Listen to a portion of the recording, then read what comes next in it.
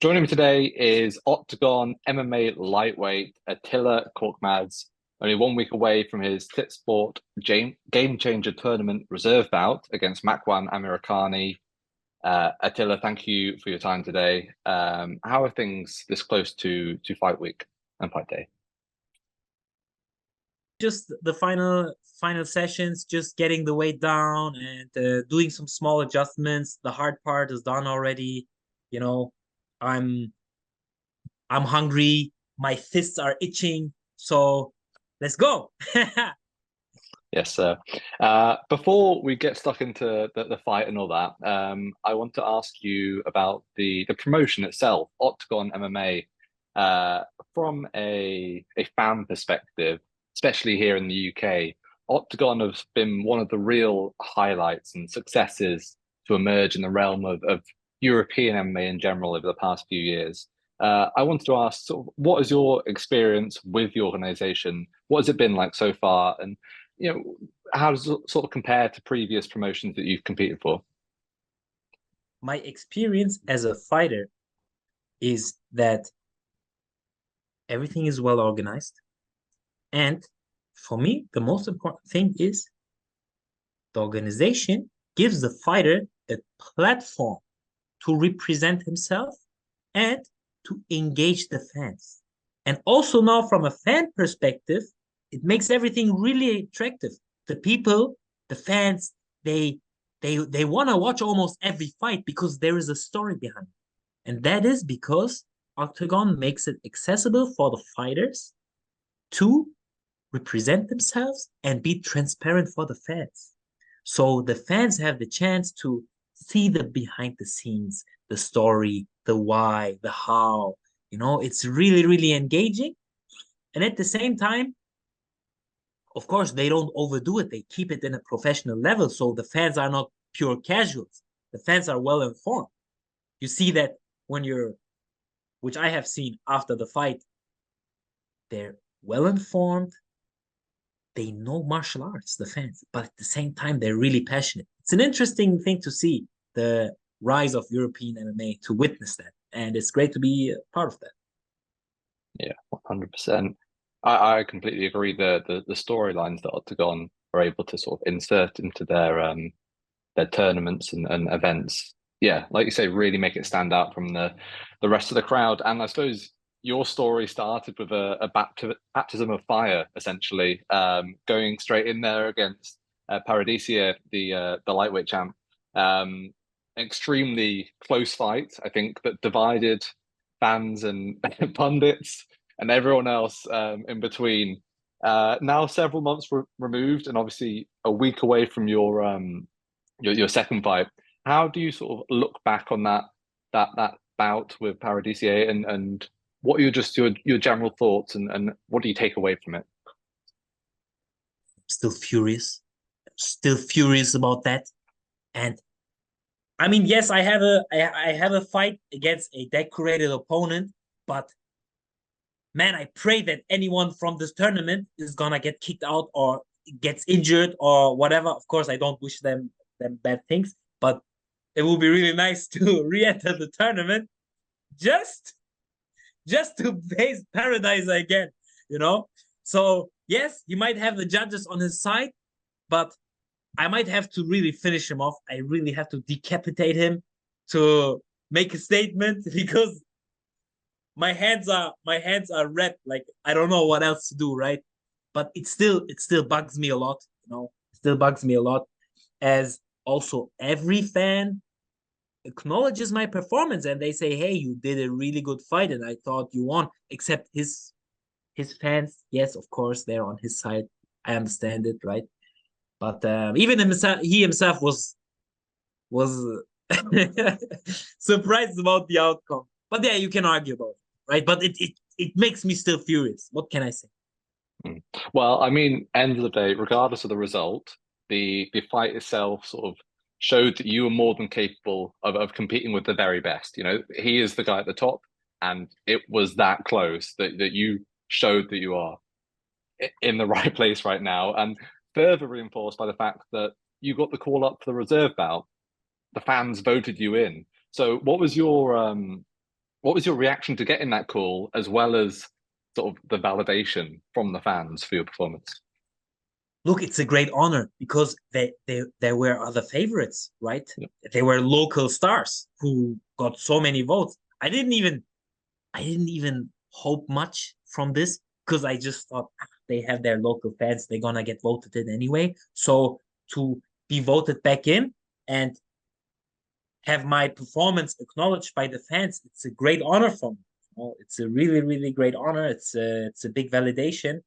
So it fills me with excitement, and I'm really happy to be back and put on a great show for the fans. So, well, let's talk about that fight then. The upcoming bout with Makwan Amirkhani, obviously a UFC veteran, sort of known for his dangerous submission grappling, especially early on in fights. How do you stylistically match up with him? What's the read? Look, this is an interesting matchup as it's a typical striker versus wrestler matchup, right? But many people forget that I'm a Brazilian Jiu-Jitsu black belt. So, yes, he can wrestle with me. He can try to grapple me, but he's going to have big problems with that and he's going to tire himself out even more. Because, of course, I studied his tape, I studied all his fights, and I see what things to avoid and which adjustments to make. It's gonna be really interesting. But for him, the last fight was tough for him, but this one will be even tougher. So, um, so looking back at some of your past interviews, especially saw one with Brian Lacey recently, where you spoke about really trying to be an innovator when it comes to the mixed martial arts. Obviously, best exemplified by that iconic picture of you doing the razor close cartwheel kick. Is just absolutely iconic. Is there anything new that you've been working on for Makwan that we should all be keeping an eye out for as fans?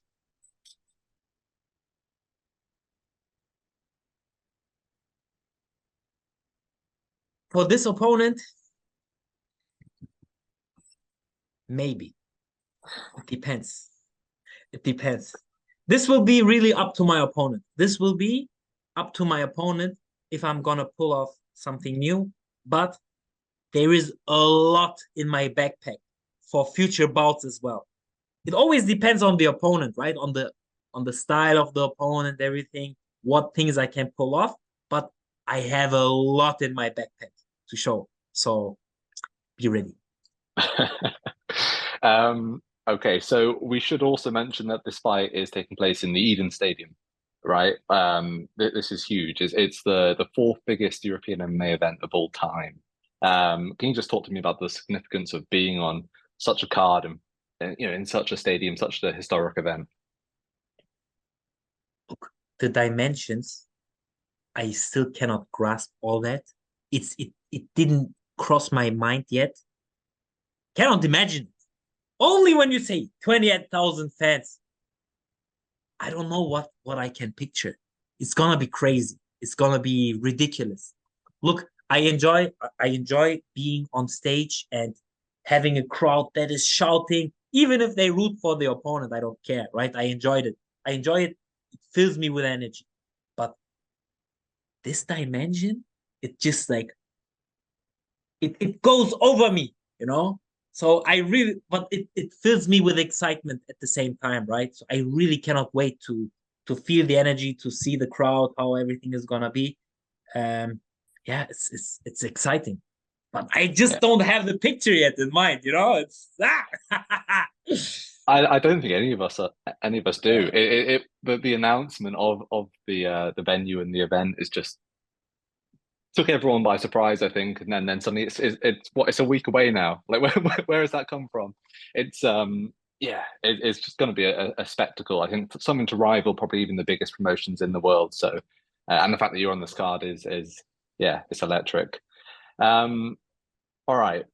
One thing I wanted to ask then, looking at the rest of the Octagon lightweight roster. Now, obviously, we've already sort of mentioned Paradeiser, and you of course would like that rematch. But looking at the rest of them, stars, highlight real fighters, everyone in between.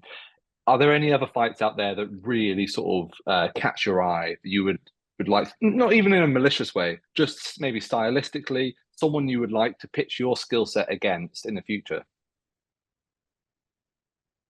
For me personally, it will be interesting to face Keita, as he is, of course, he's a well-established fighter over there, and he's like the tournament's favorite, right? But his last performance, he got exploited a little bit against a former Cage Warriors champion, right? Yeah. But I regarded his opponent Sardari. I didn't even regard him that high. I thought, he's not that good. But he did some really smart adjustments, and he had a smart game plan, which really um it it it really surprised me. And but what he was able to do with Keita, not many people were able, you know. And it shows, of course, it shows some of his weaknesses, but at the same time he's growing from that, and he's making adjustments. So we always may be facing a stronger Keita than before, right? So his next fight against Bogdanovic is also interesting for me personally, but he's gonna run through him, this Bogdanovic guy. If I would face him, it would be, it's how do you call it? It's a gift. It's a gift.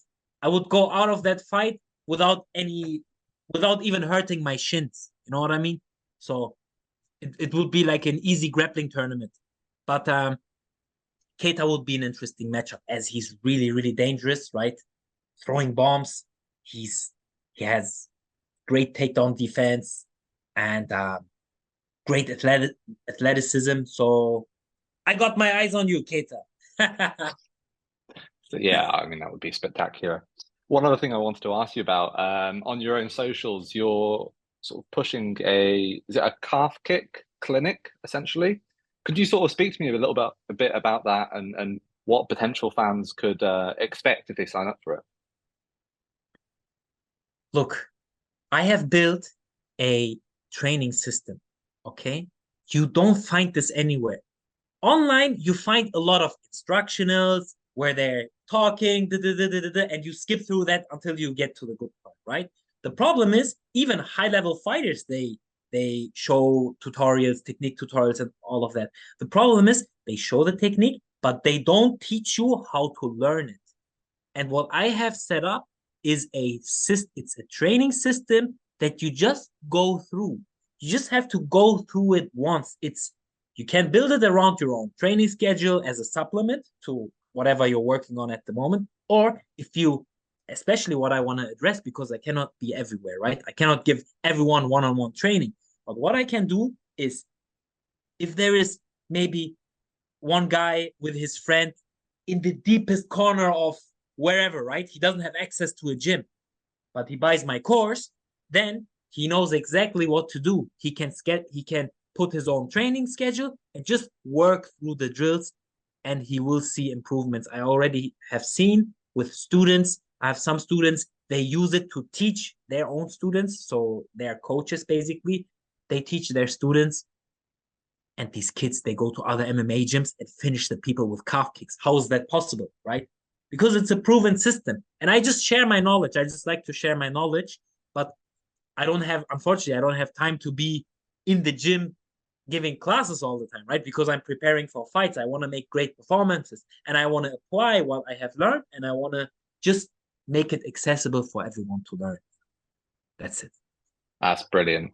Yeah, I mean, like, in the world of obviously jiu-jitsu, instructionals are such a big thing, and I think it maybe hasn't transported over to MMA as much yet. So to hear that, yeah, you're putting the time in, especially with such specifics, I think can only be a benefit to the sport in general. One final question for me, and it's the most basic. You probably knew it was coming, but a prediction. The most simple breakdown in the perfect world. How do you win this fight against Makwan Amirkhani? With a knockout, of course. He's gonna go sleeping. He's gonna go sleeping for sure. Absolutely. All right, then, Attila, thank you so much for your time today. I really appreciate it. I'll give you the last word. Any shout outs or anything like that, feel free. Hey guys, if you want to learn MMA online, just visit learnmma.online, where I have a proven training system to learn mixed martial arts with applicable techniques of the highest level from a professional fighter. And of course, a big shout out to my team, Spitfire MMA in Berlin. Brilliant. Thank you, Attila. Likewise. Thank you.